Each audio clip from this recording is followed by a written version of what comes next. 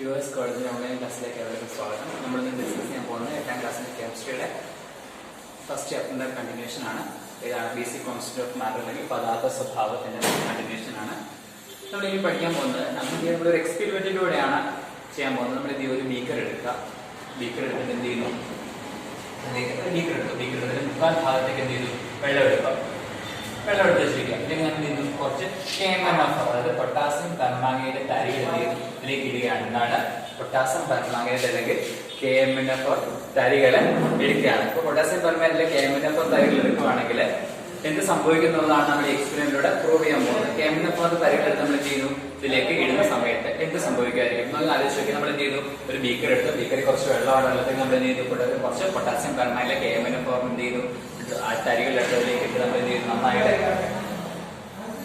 Shake ചെയ്ത് dissolve ചെയ്ത് നമ്മൾ നന്നായിട്ട് ഒരു സ്പൂൺ സ്പാച്ചിലേക്ക് നമ്മൾ നന്നായിട്ട് കരുക്കുക. അല്ലെങ്കിൽ നമുക്ക് അതിന്റെ തരികൾ കാണാൻ സാധിക്കും. അല്ലെങ്കിൽ അതിന്റെ ആ ഒരു ഇത് കാണാൻ സാധിക്കില്ലേ? തരികൾ വെച്ചാൽ അറിയാലോ, അതായത് അടിയിൽ പറ്റി പിടിച്ചത് പോലെ നമ്മുടെ ഈ ചായയുടെ മട്ടൊക്കെ തരികൾ കാണാൻ സാധിക്കില്ലേ? സാധിക്കും? ഇല്ലായിരുന്നു. കാരണം എന്തായാലും കാണാൻ കഴിയാത്തത് അതായത് നമ്മൾ അത്രയും വലിയ അല്ലെങ്കിൽ നമ്മൾ അത്രയും വലിയ നമ്മൾ ഡിസോൾവ് ചെയ്ത് എന്ത് ചെയ്യുന്നു? അതിലെ കളർ ചേഞ്ച് ഒരു പിങ്ക് കളർ ഫോം ചെയ്യും. പക്ഷെ എന്താണ് ആ കളർ ചേഞ്ച് ഒരിക്കലും നമുക്ക് എന്ത് ചെയ്യാൻ പറ്റത്തില്ല, കാണാൻ സാധിക്കത്തില്ല. അങ്ങനെ നമുക്ക് വേറെ എക്സ്പെരിമെന്റ് ചെയ്യാം. ഇതേ സെയിം എക്സ്പെരിമെന്റ് നമ്മൾ എന്ത് ചെയ്യുന്നു? KMnO4 നമ്മൾ പഞ്ചസാരയാണ് എടുക്കുന്നത്. എന്താണ് ചെയ്യുന്നത്? ആ പഞ്ചസാര അല്ലെങ്കിൽ ഷുഗർ എടുക്കുക. എന്താണ്? പഞ്ചസാര അല്ലെങ്കിൽ ഷുഗറും എടുത്ത് നമ്മൾ എന്ത് ചെയ്യുന്നു? ഇതേ സെയിം ബീക്കറിലേക്ക് ഇതേപോലെ ഡിസോൾവ് ചെയ്യിപ്പിക്കാം. ഇതേ ബീക്കറിലേക്ക് ഇതേപോലെ ഡിസോൾവ് ചെയ്യിപ്പിക്കാൻ എന്ത് ചെയ്യുന്നു? ഇതേ സെയിം എക്സ്പെരിമെന്റ് കാണാൻ നമ്മൾ പഞ്ചസാര വെള്ളത്തിലേക്ക് പഞ്ചസാര കാണാൻ പറ്റും. നന്നായി ഡിസോൾവ് ചെയ്ത തരികള് ലയിച്ച് തീരുക. അപ്പൊ അതിന്റെ തരികൾ എങ്ങനെ ഭയങ്കരമായിട്ട് അത് ലയിച്ച് ചേരുന്നുണ്ട്. അതായത് ഓരോ പദാർത്ഥവും നമുക്ക് മറ്റു നേത്രങ്ങൾ കൊണ്ട് കാണാൻ കഴിയാത്തത് കൊണ്ട് അവയുടെ ചെറിയ കണികൾ എന്താണ്? ആ ചെറിയ കണികൾ വളരെ മൈന്യൂട്ട് ടൈനി പാർട്ടിക്കിൾസ് ആയിട്ട് എങ്ങനെയാണ് അത് നിർമ്മിതമാണ്. അതുകൊണ്ടാണ് ഈ substance made by the particles cannot be naked with the naked eye. നമുക്ക് നമ്മുടെ കണ്ണുകൾ കണ്ടു ചെയ്യാൻ പറ്റത്തില്ല, അതിനെ കാണാൻ സാധിക്കത്തില്ല. അങ്ങനെയാണ് ഇത്തരം കണികൾക്ക് എല്ലാ പദാർത്ഥത്തിലും അതായത് ആലോചിച്ച് നോക്കി, അത് നമ്മൾ ആ എടുക്കുന്ന പഞ്ചസാര വെള്ളത്തിൽ കലക്കുമ്പോൾ എല്ലാ രുചികളും ഒരേടത്തും ഒരേപോലെ, എല്ലാ സ്വഭാവം എല്ലാ നേച്ചറും എങ്ങനെയായിരിക്കും? എല്ലായിടത്തും ഒരേപോലെ ആയിരിക്കും. അതുകൊണ്ടാണ് എന്ത് അങ്ങനെ സംഭവിക്കുന്നത്. അങ്ങനെയാണ് നോക്കി നമുക്ക് എക്സ്പെരിമെന്റിലൂടെ പറയാം. നമ്മൾ ഓൾറെഡി 7th ക്ലാസ്സിൽ പഠിച്ചിട്ടുണ്ട് എന്താണ് സോളിഡ് അല്ലെങ്കിൽ എന്താണ് ലിക്വിഡ്, എന്താണ് ഗ്യാസ് മൂലം, ഖരം എന്താണ്, ദ്രാവകം എന്താണ്, അല്ലെങ്കിൽ വാതകം എന്താണെന്ന് ഓൾറെഡി ഡിസ്കസ് ചെയ്തു. നമുക്ക് എന്ത് ചെയ്യാം? ഓരോ ടോപ്പിക്കിനെ പറ്റി ഡീറ്റെയിൽ ആയിട്ട് പഠിക്കും. നമ്മൾ കഴിഞ്ഞ ക്ലാസ്സിൽ പഠിച്ചു എങ്ങനെയാണ് ഒരു സോളിഡ് സബ്സ്റ്റൻസിന്റെ പ്രത്യേകത, ഖരാവസ്ഥയുടെ പ്രത്യേകത എന്താണ്, ഒരു ലിക്വിഡ് സബ്സ്റ്റൻസിന്റെ പ്രത്യേകത എന്താണെന്നോ ഓക്കെ. നമുക്ക് ഈ ഖരം നമ്മൾ അതിനെ പറ്റി പഠിക്കുന്നതിന് മുമ്പ് ഒരു കാര്യം വെച്ചിട്ട് ഖരം അല്ലെ സോളിഡ്സിന്റെ പ്രത്യേകത നമ്മൾ കഴിഞ്ഞ ക്ലാസ്സിൽ എന്തൊക്കെയാണ് പഠിച്ചത്? എന്തൊക്കെയായിരുന്നു ഖരത്തിന്റെ പ്രത്യേകത? അതിനെന്തുണ്ടായിരിക്കും? ഒരു ഡെഫിനിറ്റ് മാസ് ഉണ്ടായിരിക്കും. ശരിയല്ലേ? ഒരു നിശ്ചിത മാസ് ഉണ്ടായിരിക്കും. ശരിയല്ലേ? ഖരത്തിന്റെ പ്രത്യേകതയാണ് എന്തായിരുന്നു? ആ ഒരു ഡെഫിനിറ്റ് വോളിയം ഉണ്ടായിരിക്കും, നിശ്ചിത വ്യാപ്തം ഉണ്ടായിരിക്കും. എന്താണ്? ആ ഒരു ഡെഫിനിറ്റ് ഷേപ്പ് ഉണ്ടായിരിക്കും, സ്ഥിരമായിട്ടൊരു ആകൃതി ഉണ്ടായിരിക്കും. ശരിയല്ലേ? നമുക്ക് ഞാൻ എക്സ്പെരിമെന്റ് ആയിട്ട് നിങ്ങൾക്ക് കാണിച്ചു തരുവാണ്. ഖരം, ദ്രാവകം, വാതകം, അതായത് സോളിഡ്, ലിക്വിഡ്, ഗ്യാസ്, ഈ 3 മോളിക്യൂൾസിന്റെ ഫിഗർ ആണ് ഈ 3 സ്റ്റേറ്റ് അല്ലെങ്കിൽ 3 അവസ്ഥകളിലും കണികളുടെ ക്രമീകരണം ഒരേപോലെ, പാർട്ടിക്കിൾസിന്റെ ക്രമീകരണം ഒരേപോലെയാണോ? അല്ല, ഇവരെങ്ങനെയാണ്? കുറച്ച് അടുത്തടുത്തായിട്ട് കുറച്ച് അകലം പാലിച്ചു, അതിനേക്കാൾ അകലം പാലിച്ചായിരിക്കുന്നത്. ശരിയല്ലേ? സെക്കൻഡ് കേസ് നോക്കി, ഇതിൽ ഏത് അവസ്ഥയിലായിരിക്കും കൈകൾ ഏറ്റവും കൂടുതൽ അടുത്തിരിക്കുന്നത്? സോളിഡിലായിരിക്കോ, ലിക്വിഡിലായിരിക്കോ, ഗ്യാസ് അതായത് ഖരാവസ്ഥയിലായിരിക്കുമോ, ദ്രാവകാവസ്ഥയിലായിരിക്കും, വാതകാവസ്ഥയിൽ ഏതായിരിക്കും കുറച്ചുകൂടെ അടുത്തിരിക്കുന്നത്? ഓഫ്കോഴ്സ് നമുക്ക് ഈ ഫിഗർ ആണ് മനസ്സിലാക്കുക. ഇവിടെ തന്നെയാണ് സോളിഡ് സ്റ്റേറ്റ് ആണ് അല്ലെങ്കിൽ ഖരാവസ്ഥയിലാണ് പാർട്ടിക്കിൾസ് കുറച്ചുകൂടെ അടുത്തടുത്തിരിക്കുന്നത്. അതിൽ ഏറ്റവും കൂടുതൽ അകലെയുള്ള ഇവയിൽ ആ പാർട്ടിക്കിൾസ് ഭയങ്കരമായിട്ട് ഒരു കുറച്ച് അകലം പാലിക്കുന്ന എവിടെയായിരിക്കും? സോളിഡിലായിരിക്കും, ലിക്വിഡിലായിരിക്കും, ഗ്യാസിലായിരിക്കും, ഖരത്തിലായിരിക്കും, ദ്രാവകത്തിലായിരിക്കും, വാതകത്തിലായിരിക്കും. ഓഫ്കോഴ്സ് എവിടെ തന്നെ ആയിരിക്കും? നമുക്ക് ഫിഗർ കണ്ടാൽ മനസ്സിലാക്കി കണ്ടാൽ മനസ്സിലാക്കി എവിടെയായിരിക്കും? വാതകത്തിൽ തന്നെ ആയിരിക്കും എന്ത്, അല്ലെങ്കിൽ ഗ്യാസ് തന്നെ ആയിരിക്കും എന്ത്, മോളിക്യൂൾസ് കൃത്യമായ അകലം പാലിച്ച് ഇരിക്കുന്നത്. ശരിയല്ലേ? അങ്ങനെയാണെങ്കിൽ നമുക്ക് ഒരു പുതിയ ടോപ്പിക്ക് പഠിക്കാം. എന്താണ് ചേഞ്ച് ഓഫ് സ്റ്റേറ്റ്? എന്താണ് അവസ്ഥ പരിവർത്തനം? എന്താണ് ചേഞ്ച് ഓഫ് സ്റ്റേറ്റ്? എന്താണ് അവസ്ഥ പരിവർത്തനം?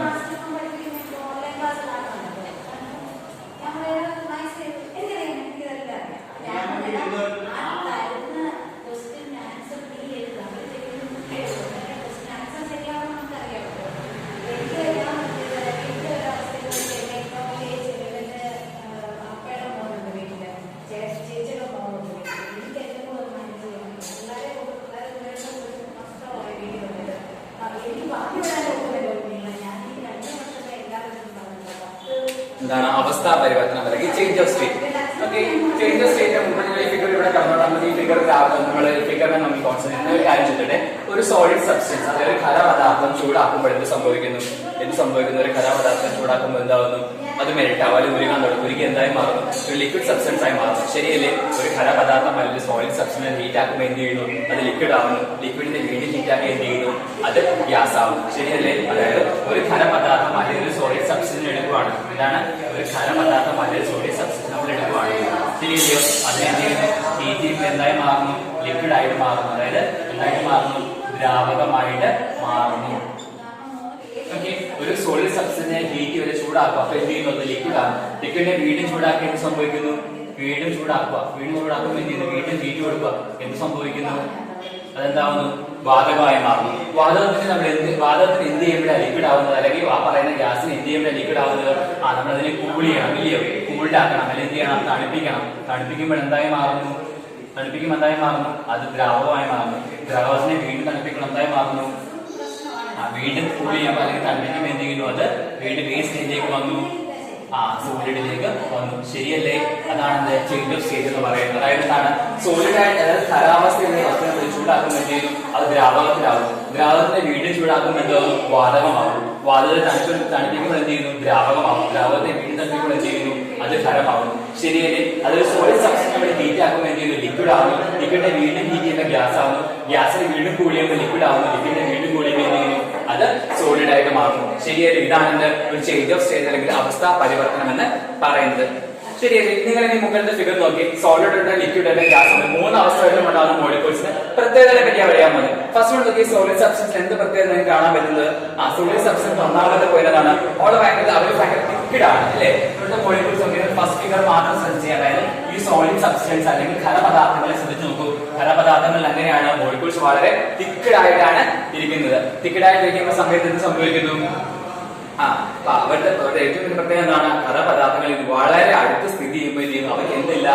മൂവ്മെന്റ് ഓഫ് ഫ്രീഡം വളരെ കുറവാണ്. അവർക്ക് ചലന സ്വാതന്ത്ര്യം കുറവാണ്. ശരിയല്ലേ? അവർക്ക് എങ്ങനെയാണ് ചലന സ്വാതന്ത്ര്യം, മൂവ്മെന്റ് ഓഫ് ഫ്രീഡം എന്താണ്? വളരെ കുറവാണ്. ഇത് നോക്കി, ലിക്വിഡിന്റെ പ്രത്യേകത നോക്കിയാൽ ലിക്വിഡ് മോളിക്യൂൾ ദ്രാവകങ്ങളുടെ പ്രത്യേകത നോക്കി. ഇവർക്ക് എന്താണ്? ഇവര് ദ്രാവകാവസ്ഥയിലിരിക്കുന്ന കണികൾക്ക് എന്താണ്? താരതമ്യേന അടുത്ത് സ്ഥിതി ചെയ്യും. മറ്റേക്കാട്ടിലും കുറച്ചുകൂടെ ഒരു വ്യത്യാസമുണ്ട്. പക്ഷെ എന്താണ്? ഒരു പ്രത്യേകത കൂടി ഉണ്ട്. എന്താണ്? സോളിഡിനെക്കാളിലും അല്ലെങ്കിൽ ഖരപദാർത്ഥത്തെക്കാളിലും ചലിക്കാൻ സ്വാതന്ത്ര്യം ആർക്കാണ് കൂടുതൽ? ഒരു ലിക്വിഡ് മോളിക്യൂൾസ് ആണ് ഏറ്റവും കൂടുതൽ പ്രത്യേകത. എന്താണ്?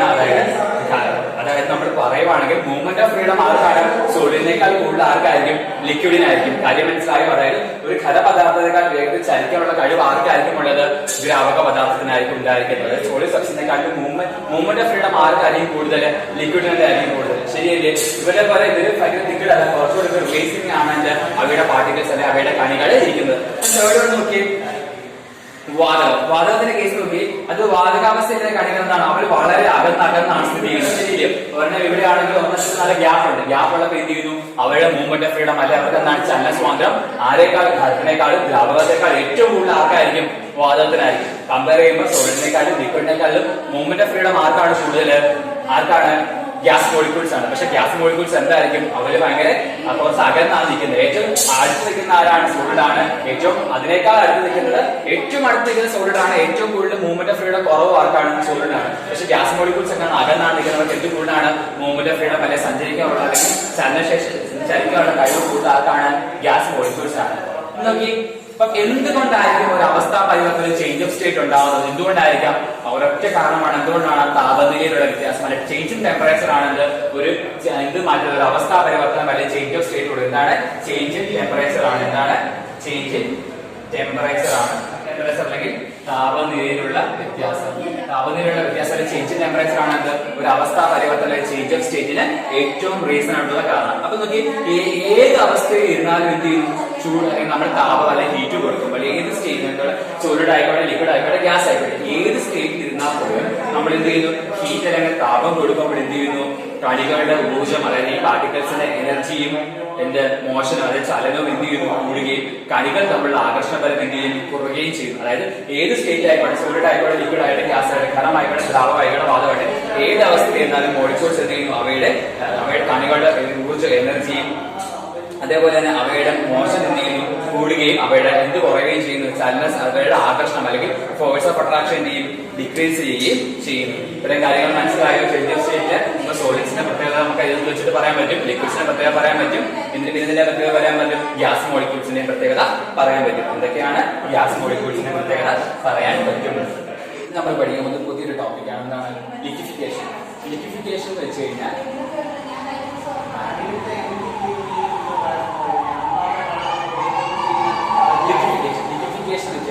സോളിഡ് ലിക്വിഡ് ആവുന്നതിനെയാണെന്ന് പറയുന്നത് ലിക്വിഫിക്കേഷൻ എന്ന് പറയുന്നത് ദ്രവീകരണം. എന്താണ്? ഖരം ദ്രാവകമാവുന്നതിനെന്ന് പറയുന്നത് ദ്രവീകരണം എന്ന് പറയുന്നതാണ്. ഖരം ദ്രാവകമാവുന്ന ദ്രവീകരണം എന്ന് പറയുന്നത് ലിക്വിഫിക്കേഷൻ എന്ന് പറയുന്നതാണ്. Solid to liquid. അങ്ങനെയാണെങ്കിൽ എന്താണ്? ലിക്വിഡ് സോളിഡ് ആവുന്നതിനെ പറഞ്ഞ പേരാണത് സോളിഡിഫിക്കേഷൻ. എന്താണ്? ലിക്വിഡ് സോളിഡ് ആവുന്നതിനെ പറഞ്ഞ പേരാണത് ലിക്വിഫിക്കേഷൻ അല്ലെങ്കിൽ ഘനീഭവിക്കൽ. എന്താണ്? ദ്രാവകം ഖരമാവുന്നതിനെ പറഞ്ഞ പേരാണ് ഘനീഭവിക്കൽ. ഖരം ദ്രാവകത്തെ പറഞ്ഞ പേരാണ് ലിക്വിഫിക്കേഷൻ അല്ലെങ്കിൽ സോളിഡ് ലിക്വിഡ് ആവുന്ന പറഞ്ഞ പേരാണ് ലിക്വിഫിക്കേഷൻ അല്ലെങ്കിൽ ദ്രവീകരണം. അടുത്ത നോക്കി, ലിക്വിഡ് ഗ്യാസ് ആവുന്നതിനെ പറഞ്ഞ പേരാണത് വേപ്പറൈസേഷൻ. എന്താണ്? ലിക്വിഡ് ഗ്യാസ് ആവുന്നതിനെ പറഞ്ഞ പേരാണത് വേപ്പറൈസേഷൻ. അതായത് ബാഷ്പീകരണത്തെ ബാഷ്പീകരണം എന്താണ്?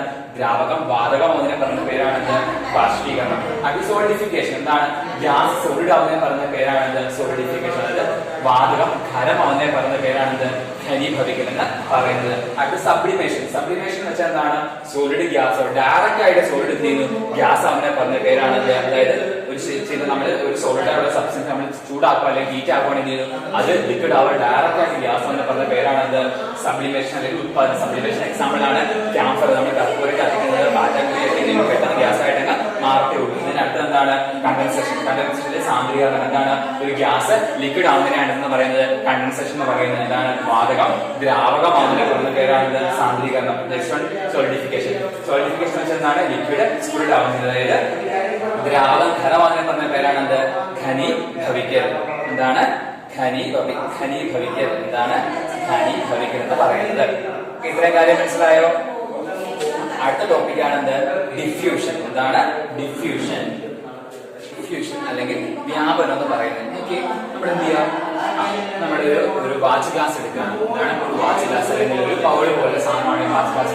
നമ്മൾ എന്ത് ചെയ്യുന്നു? ഒരു വാച്ച് ഗ്ലാസ് എടുത്ത് അതിലേക്ക് എന്ത് ചെയ്യുന്നു? കുറച്ച് ഐഡിയൽ ക്രിസ്റ്റൽസ് എടുക്കുകയാണ്. ഐഡിയൽ ക്രിസ്റ്റൽസ് നമ്മൾ എന്ത് ചെയ്യുക? അത് ചെറുതായിട്ട് ചൂടാക്കുമ്പോൾ ഐഡിയൽ ക്രിസ്റ്റൽ ചൂടാക്കുമ്പോൾ കുറച്ച് പേപ്പർ പുറത്തോട്ട് പോലെ കുറച്ച് പുക പറ്റാൻ ഗ്ലാസ് ജാറിൽ അതിനെ കളക്ട് ചെയ്യുവാണ്. കളക്ട് ചെയ്ത ശേഷം എന്ത് ചെയ്യുന്നു?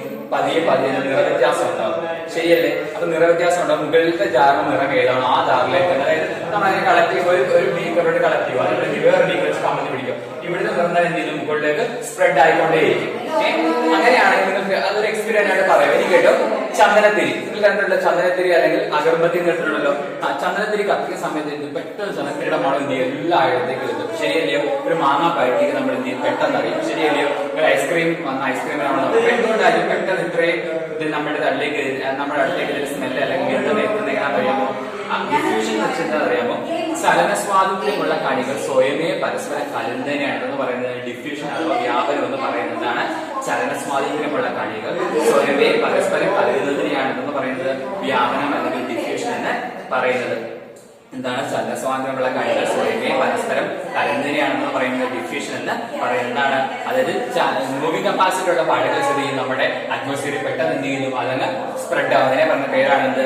ഡിഫ്യൂഷൻ എന്ന് പറയുന്നത്. Diffusion example ആണെന്ത്? അഗർബത്തി അല്ലെങ്കിൽ ചന്ദനത്തിരി കത്തിക്കുന്നത്, പൂക്കളുടെ മണം, പഴങ്ങളുടെ മണം വ്യാപിക്കുന്നത് എല്ലാം ഇതിന്റെ എക്സാമ്പിൾ ആണ്.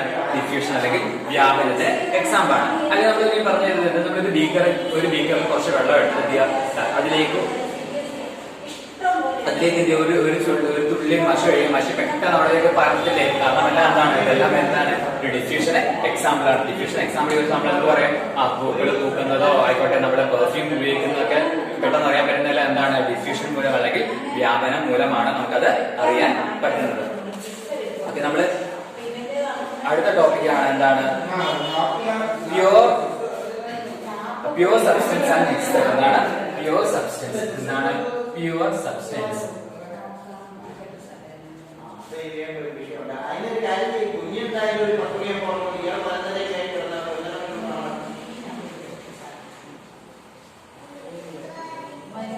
എന്താണ്? പ്യുവർ സബ്സ്റ്റൻസ് അല്ലെങ്കിൽ ശുദ്ധ പദാർത്ഥങ്ങൾ. അതായത് നമ്മുടെ ജീവിതത്തിൽ നമുക്കറിയാം, നമ്മുടെ ജീവിതത്തിൽ എല്ലാ തരത്തിലുള്ള കണികൾ എല്ലാത്തിനും അതിസൂക്ഷ്മ ഭയങ്കര ടൈനി പാർട്ടിക്കുമായിട്ട് ഇതാണ് ഇട്ടിരിക്കുന്നതാണ്. സാർ ടൈനി പാർട്ടി നമുക്ക് എല്ലാം പല കണികളാണ് നിർമ്മിതമാണെന്ന് പറയും. അപ്പൊ ഓരോ കണികൾക്ക് അത് സ്വഭാവത്തെയാണ് നമ്മൾ രണ്ടായിട്ടാണ് തന്നിരിക്കുന്നതാണ്. ഒന്നിൽ നമ്മൾ ശുദ്ധപദാർത്ഥം തന്നിരിക്കുന്നത്. ഒന്നാമത്തെ പേര് പഠിക്കാം. ജലത്തിന്റെയും നമ്മളിപ്പോ ഫോർ എക്സാമ്പിൾ എടുക്കണം, ഉപ്പായിക്കോട്ടെ വെള്ളമായിക്കോട്ടെ, ഇതിന്റെ രണ്ടിന്റെയും സ്വർണ്ണത്തിനും അതിന്റെ സ്വഭാവങ്ങളിലെ അങ്ങനെയാണ് പഞ്ചസാര ഇരിക്കുന്നത്. അത് ഓരോന്നിനും വ്യത്യാസമുണ്ട്. അതായത് ഒരേ സ്വഭാവമുള്ള കണികളാൽ നിർമ്മിതമായ പദാർത്ഥങ്ങളെയാണ് ഇതെന്ന് പറയുന്നത് ശുദ്ധപദാർത്ഥം. പ്യുവർ സബ്സ്റ്റൻസ് എന്താണ്? സെയിം കോമ്പണന്റ് ആയിട്ട് ഉണ്ടാകുന്നതിനാണെന്ന് പറയുന്നത് ശുദ്ധപദാർത്ഥങ്ങൾ അല്ലെങ്കിൽ പ്യുവർ സബ്സ്റ്റൻസ് എന്ന് പറയുന്നതാണ്. ഒരേ സ്വഭാവമുള്ള ഒരേ നേച്ചറുള്ള കണികൾ തനി പാർട്ടിക്കിൾസിനാണ് എന്ന് പറയുന്നത് ശുദ്ധപദാർത്ഥം. ശുദ്ധപദാർത്ഥ എക്സാമ്പിൾ എന്താണ്? സ്വർണ്ണം ഒരു ശുദ്ധപദാർത്ഥമാണ്, ഗോൾഡ് ഒരു ശുദ്ധപദാർത്ഥമാണ്, പഞ്ചസാര ഷുഗർ ഒരു പ്യുവർ സബ്സ്റ്റൻസ് ആണ്, അല്ലെങ്കിൽ ഒരു ശുദ്ധപദാർത്ഥമാണ്. ഇപ്പൊ ഈ മിക്സർ എന്ന് വെച്ചാൽ എന്തായിരിക്കും? ശുദ്ധപദാർത്ഥം വന്നിട്ടാണ് ഒരേ സ്വഭാവമാണ് അല്ലേ, സെയിം ആയിരിക്കും. അങ്ങനെയാണ് മിക്സർ എന്തായിരിക്കും? മിക്സർ എന്താ വെച്ചാൽ മിശ്രിതങ്ങൾ എന്തായിരിക്കും?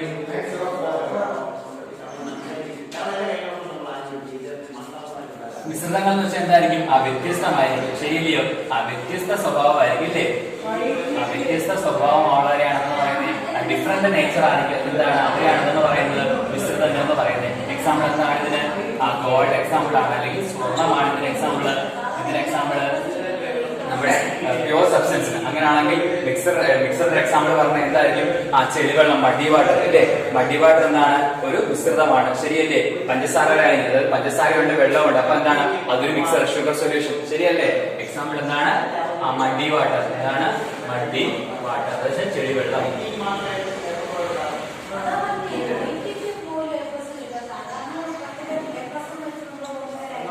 പറയുന്നത് മിക്സർ. നമ്മൾ ഇന്നത്തെ ക്ലാസ് എന്തൊക്കെയാണ് പഠിച്ചത്? എങ്ങനെയാണ് ഒരു സോളിഡ് ലിക്വിഡ് സബ്സ്റ്റൻസിന്റെ പ്രത്യേകത എന്താണെന്ന് പഠിച്ചു. ചേഞ്ച് ഓഫ് സ്റ്റേറ്റ് എന്താണെന്ന് പഠിച്ചു. അപ്പൊ എങ്ങനെയാണ് ഓരോ ചേഞ്ച് ഓഫ് സ്റ്റേറ്റിനും എന്താ ടെമ്പറേച്ചർ കാരണമാണ് അവർക്ക് ചേഞ്ച് ഓഫ് സ്റ്റേറ്റ് ഉണ്ടാകുന്നത്. സോളിഡിൽ എങ്ങനെയാണ്, ലിക്വിഡിൽ എങ്ങനെയാണ്, ഗ്യാസിൽ എങ്ങനെയാണെന്ന് പഠിച്ചു. പിന്നെ നമ്മൾ എന്താണ് പഠിച്ചത്? സബ്ലിമേഷൻ എന്താണെന്ന് പഠിച്ചു, ലിക്വിഫിക്കേഷൻ എന്താണെന്ന് പഠിച്ചു, കണ്ടൻസേഷൻ, സോളിഡിഫിക്കേഷൻ, സാന്ദ്രീകരണം, ബാഷ്പീകരണം, വേപ്പറൈസേഷൻ, ഘനീഭവിക്കുക, അങ്ങനെ കുറച്ച് ടോപ്പിക്കുകൾ പഠിച്ചു. പിന്നെ നമ്മൾ എന്താണ് പഠിച്ചത്? എന്താണ് ഡിഫ്യൂഷൻ എന്ന് പഠിച്ചു, എന്താണ് പ്യുവർ സബ്സ്റ്റൻസ് എന്ന് പഠിച്ചു, എന്താണ് മിക്സർ എന്ന് പഠിച്ചു. ഡിഫ്യൂഷൻ വെച്ചാൽ എന്താണ്? നമ്മുടെ അന്തരീക്ഷത്തിൽ കലരുന്നതിനെയാണെന്ന് പറയുന്നത് ഡിഫ്യൂഷൻ. ഡിഫ്യൂഷൻ എക്സാമ്പിൾ ആണത് പൂക്കൾ പൂക്കുന്നത്, സ്പ്രേ ഉപയോഗിക്കുന്നതൊക്കെ എന്താണ്? ഡിഫ്യൂഷൻ ആണ്. ശുദ്ധപദാർത്ഥം വെച്ചാൽ ഒരേ സ്വഭാവം ഉള്ളവരെയാണെന്ന് പറയുന്നത് ശുദ്ധപദാർത്ഥം. എക്സാമ്പിൾ സ്വർണ്ണം, പഞ്ചസാര എല്ലാം ശുദ്ധപദാർത്ഥമാണ്. അടുത്തെന്താണ്? മിക്സർ. മിക്സറിന്റെ എക്സാമ്പിൾ വ്യത്യസ്ത സ്വഭാവമായ എക്സാമ്പിൾ ആണ്. മഡി വാട്ടർ ആയിക്കോട്ടെ, ചെളിവെള്ളം ആയിക്കോട്ടെ, ഉപ്പുവെള്ളം ആയിക്കോട്ടെ, ഷുഗർ സൊല്യൂഷൻ എല്ലാം എന്തൊരു എക്സാമ്പിൾ ആണ്? ഇതിന്റെ എക്സാമ്പിൾ ആണ്.